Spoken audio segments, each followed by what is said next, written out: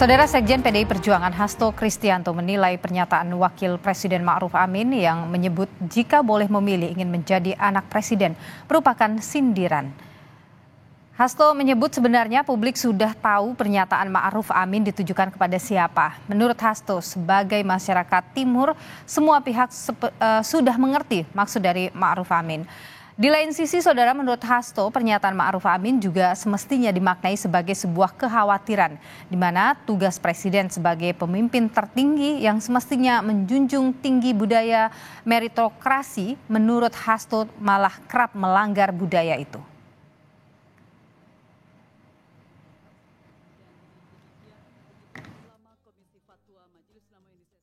Ya, semua paham apa yang disampaikan oleh Pak Wapres, Pak Haji Ma'ruf Amin, yaitu kalau kita sebagai bangsa Timur sangat memahami pernyataan tersebut, ya itu udah tahu mana yang ditujukan dari pernyataan Kiai Ma'ruf. Jadi ke orang terdekat juga gitu ya Mas? Ya kita sudah tahu lah arahnya kemana.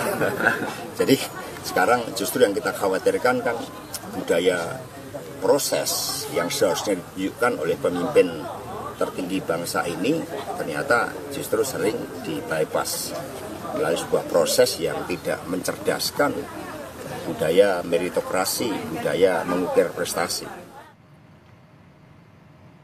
Wapres Ma'ruf Amin sebelumnya berbicara mengenai umat manusia yang bisa memilih beriman atau tidak serta menentukan jalan hidupnya saat pembukaan Ijtima Ulama Komisi Fatwa MUI se-Indonesia Rabu lalu.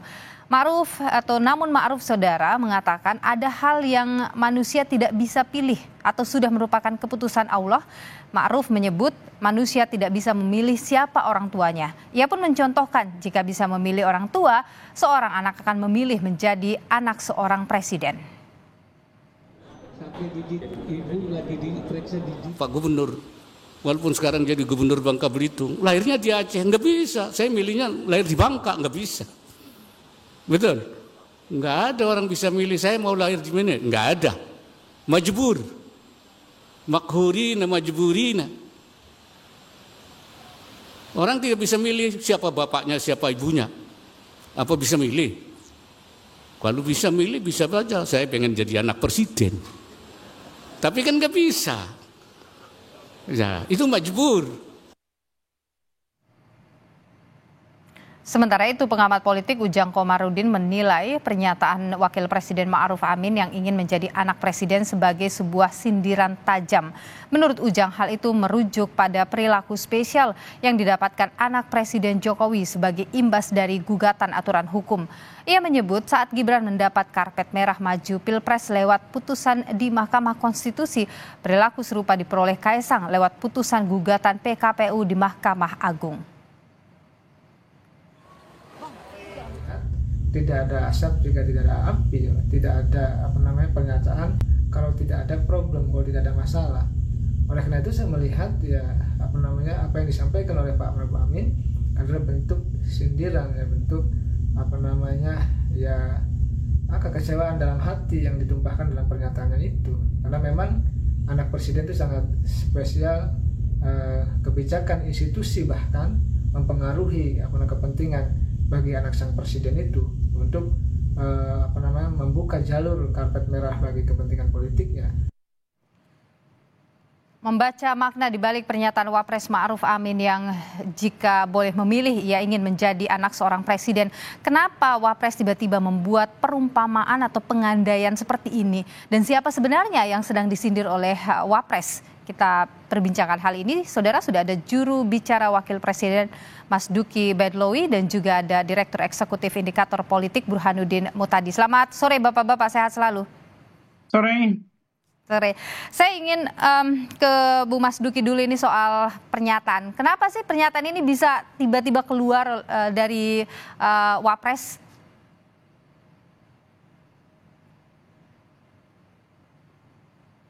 Bu Mas Duki.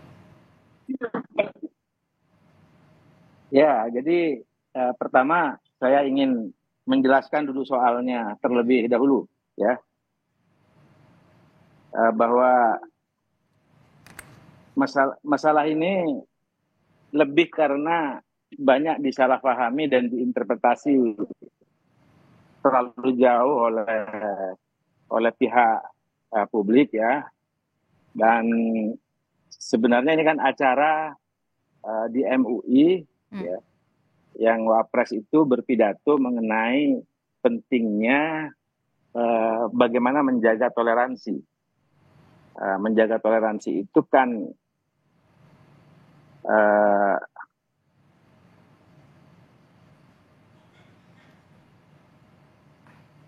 Oke, sepertinya kita ada masalah komunikasi dengan Bung Mas Dugi. Saya ke Bung Burhan. Kalau Pak Hasto menyebut atau Sekjen PDIP ini menyebut ya, Bung Burhan ya, bahwa publik ini udah tahu kok ini arahnya kemana, siapa yang disindir. Kalau Anda tahu ya siapa kira-kira yang dimaksud oleh Pak Ma'ruf Amin ini?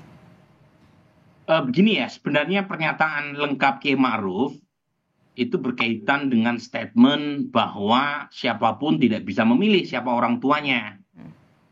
Kalau misalnya seseorang menjadi putra presiden atau putri presiden, yaitu takdir, kira-kira begitu. Nah, kalau boleh milih, saya juga pengen jadi anak presiden. Nah, pernyataan yang terakhir ini memang tidak bisa disalahkan kalau publik mengaitkan dengan privilege yang dinikmati oleh putra-putri presiden. Dan kebetulan dari sisi timing, pernyataan tersebut nyaris bersamaan dengan keputusan MA yang tanda kutip ya menunda atau mengubah berkaitan dengan batas usia minimum buat calon kepala daerah. Yang kita tahu netizen mengaitkan dengan Mas Kaisang. Tapi lagi-lagi ini dari sisi koinsidensi. Meskipun tentu saja publik kemudian mengaitkan dengan banyak hal termasuk politisi seperti Mas Hasto kan. Karena di saat Pak Jokowi saat itu tidak menghadiri untuk kali pertama ulang tahun PD Perjuangan Januari 2024 ketika hubungannya dengan PD Perjuangan sedang memburuk, Pak Kiai Ma'ruf kan datang dan kemudian berpose 3 jari dengan Ibu Mega. Jadi kaitan kesana kemari ini memang bumbu-bumbu politik. Oke, Anda tidak membaca bahwa ini adalah satir yang dikeluarkan oleh seorang Wapres? Menurut saya kalau satir aneh juga kan, masa Wapres menyindir presidennya sendiri. Oke.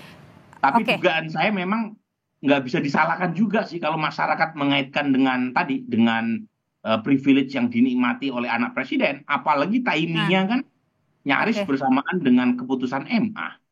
Oke, baik. Pak Badlawi, ini sebenarnya ada tidak sih dalam naskah pidato Pak Ma'ruf Amin? Enggak. Jadi begini, itu kan improvisasi dari pidato Kiai Ma'ruf Amin.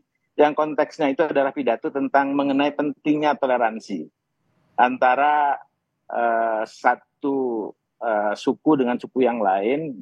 Di Indonesia ini kan sangat beragam. Ada yang dilahirkan itu dengan warnanya hitam, ada yang dilahirkan dengan warnanya putih dan seterusnya. Jadi beliau itu menjelaskan tentang konsep penciptaan Allah ya yang Maha Kuasa terhadap makhluk. Kata dia itu ada bahwa kita itu diciptakan dan kita tidak bisa berbuat apa-apa kecuali menerima. Misalnya kita diciptakan kenapa hidungnya pesek, kenapa hidungnya mancung dan seterusnya. Kenapa kulitnya putih, kenapa kulitnya hitam dan seterusnya.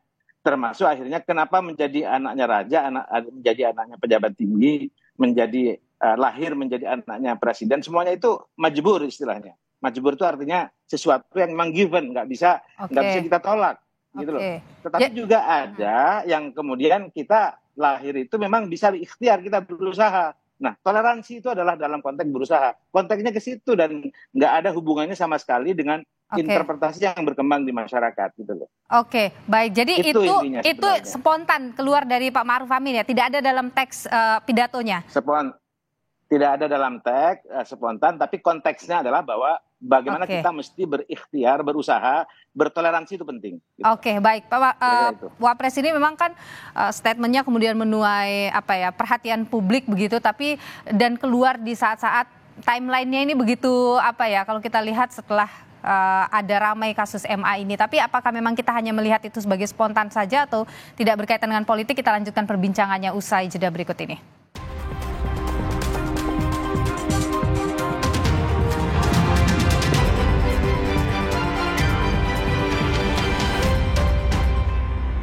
Kami lanjutkan kembali perbincangan di Kompas Petang, saudara. Saya ingin ke Bung Bahlil dulu. Jadi kenapa sih pengandaian itu harus menggunakan pengandaian jika bisa memilih jadi anak presiden begitu? Kenapa itu yang dipilih sebagai pengandaiannya, Bung Bahlil? Ada perbincangankah sebelumnya atau seperti apa? Enggak, jadi itu kan sesuatu hal yang dalam pidato-pidato tertentu Wapres ada teks, lalu kemudian juga biasanya dia memberikan ilustrasi yang sifatnya spontan. Dan bahkan itu di 2 event, karena kemarin itu kan memang rangkaian kunjungan, pertama ke Babel, yang kedua ke Aceh.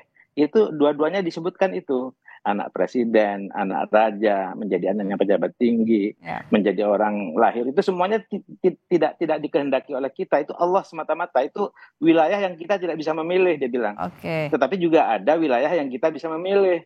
Jadi tidak benar kalau diinterpretasi bahwa seakan-akan itu adalah kekecewaan antara Pak Wapres kepada presiden. Selama ini hubungan Wapres dengan presiden baik-baik saja, nggak ada masalah itu.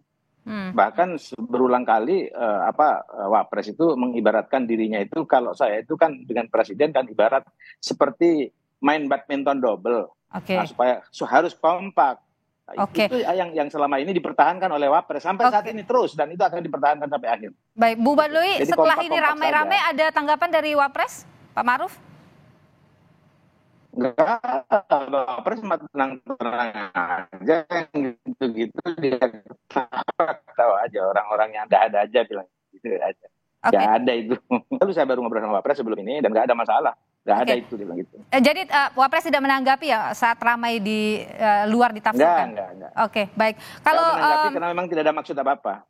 Baik, Bung Burhan, kita tahu kalau sebelumnya juga ya di awal tahun 2024 Wapres sempat juga menyinggung saat rame-rame Gibran ya, waktu itu menyinggung juga soal etika begitu, soal rasa malu dan etika, norma sebagainya. Sekarang muncul seperti apakah itu Anda melihat sebagai gambaran bahwa ada sikap sesuatu yang ditunjukkan oleh Wapres terhadap apa yang terjadi saat ini?